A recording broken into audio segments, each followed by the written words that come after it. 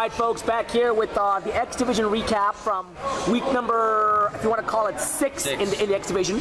It's week 6 for the Pro and Rec, Pro and X. It's week 5 for the Rec divisions in this case. So Pro and X, week 6. Rec is week 5. X Division games. The first one, your team, and it was videotape as John Romps helped fill in for Andy, who's not here today. John Romps and Tom Van Haren, great job catching the game on videotape. A game you guys played actually very, very well at the end. You guys fell behind early. You weren't able to overcome the early goals. You did battle back. I believe it was a 4-2 or 5-2 game, am I correct? No, it was 4-0 game. Joe Sharko had a shutout. Okay, this is the X Division, I'm sorry, X Division. Oh yeah, X Division. Yeah, we're talking about the Exterminators, and it's okay. My mind is... We'll give a mulligan there. Well, because you said it was the first game, and I played in the first game, which was the record. So that's, well, the record in my head skips every now and again, folks, so you just gotta bear with me. No worries, no worries. It's Exterminators against Zen Masters. Jake and the crew got to an early lead. You guys battled back, but weren't able to quite close the gap enough. I think final score was either 4-2 or 5-2. That's what the actual score was. Yeah, I think that they had, 2 empty net goals. Yeah, exactly. So that kind of inflated the score a little bit. But yeah. Your thoughts? Now you had Chris Thorpe today. You missed a couple of players still, but you had Chris Thorpe today. Yeah. And Chris Thorpe has been recently, blessed with the if he's there, you guys are gonna win.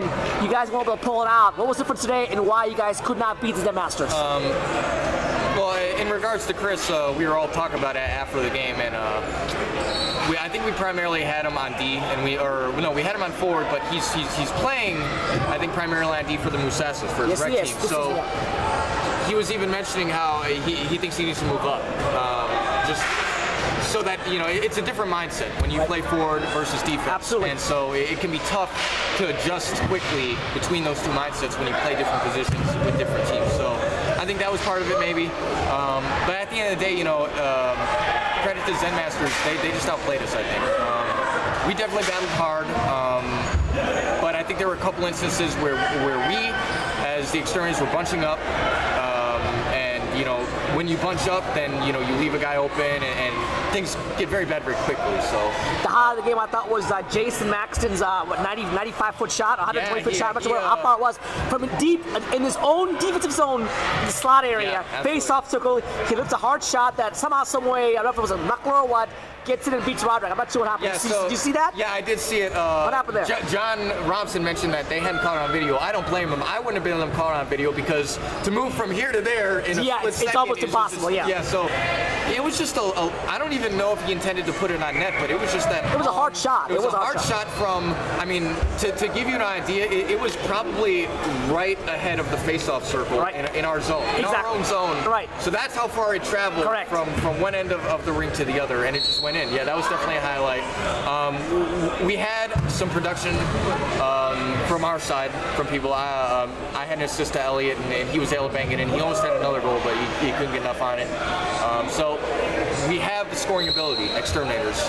But again, Zen Masters do too, and they were more than just Jake Ruby. They are. I don't remember who had goals, but Brian Slatsky had a goal. I think Daniel Rubik had a goal. Phil McAllister had a couple of goals. Yeah, so they're more than just Jake Ruby, and that showed, I think, today more than any other game. So. Absolutely. The other game we had today was the game I was looking most forward to as a hockey fan. Team Suxties undefeated going against Nexus 2.0. And if you remember last season, original Nexus struggled early, got steam rolling, then Bulldog they were at the end. You saw maybe Nexus getting their steam rolling again. This was a chance to continue that highward climb. Could they beat Team Suxties? This game was videotaped by you. It was. And I did referee the game with Neil. Your thoughts this game? Very intense, very physical game. It was a lot of fun to watch. It was a lot of fun to film and do play-by-play for. Suxties, their reign of terror ending, but again, it was bound to. I think it was bound to happen. Yeah. It's hard to go into and against a team like Nexus 2.0, that's probably the time you expect Suxties to lose. I thought Nexus was very crisp in their passing. I thought that, again, kind of what I said earlier, I'd like to just reiterate that defense is huge. Absolutely. In the upper tier divisions, Pro and X. If you can play solid defense and you can pass it up to your guys that are breaking out and you get some space, that makes all the difference. And I thought Nexus did exactly that against Team Suxties. Suxties, a little off kilter, I felt today. I don't feel like they played at the top of their game like they normally do. I don't know why that is. But at the end of the day, they fall to Nexus 2.0, and we'll we'll see if these two teams meet in the X Division playoffs. Well, they're 1 and 2 right now. Right now, you have to got 1 and 2 as well. A couple quick thoughts here on this game as well. I thought Team Succeeds is not used to playing defense in their zone. They're used to quick breakout passes and forecheck on their own.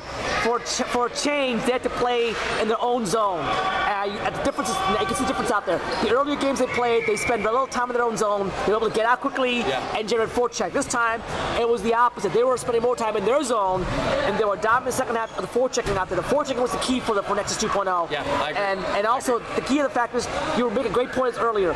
To win in Pro and X Division, you have to have your superstars be unselfish and play defense and back check. And I know that it happens in Pro, and it also happens in X Division as well too. Guys like Fabian Muller, JP, Scott Fairchild, Jake Smith, all playing defense today. You know, that just shows you whatever it takes to win. You know, if more superstar players play defense, we have more complete teams around the league. I think, in my perspective. So give them credit as well too. Great job to Nexus 2.0 as they win, upset Team Succeeds, and now there's only one left, unbeaten team left in the in Dchl 22 teams. That is the Babylon Warriors, the game that's going on right now. We don't know the scores. We'll get back to you momentarily on that one as well too. So X Division, do you think right now, again, you play the division quickly here, is the two clear-cut teams right now, Team Succeeds and Nexus 2.0, in your opinion? No, I don't think so. Okay. I think every team is kind of evenly matched. Maybe Succeeds and Nexus 2.0 are a little separate, but I don't think it's a significant difference. In X Division, there's only 4 teams. We play each other frequently, and I think it's the games are really going to start mattering when playoff time comes, because that's when we're going to see everyone's top level of play. Great play. Thanks. We'll be back to you momentarily with the part 1 of the rec recap. Back in 2 and 2.